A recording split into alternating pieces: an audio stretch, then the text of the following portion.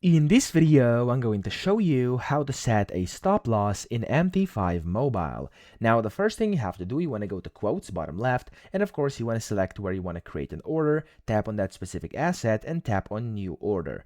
When you do this, up top, you can select which type of order you want to do, and then after you're done with that, of course, there's a quantity, stuff like that, and over here, just below your current price, as you can see, it's going to say SL, so where currently it's blinking on your screen, it's going to say SL, and this is basically where you can set your stop loss. So here you could tap on the plus or on the minus button, and on the chart down below it's basically going to show you where this stop loss is actually being set. But of course you could go ahead and type it in manually as well. So I could go and type in, for example, 85 over here, and it's going to adjust it according to that. So after you're done, you could also set a take profit if you want to, which is just next to it. But if you don't want to do that, you can just go and buy or sell at the very bottom, and that's all you have to do. So I hope this video helped you out. If it did, please subscribe to the channel and help me out as well.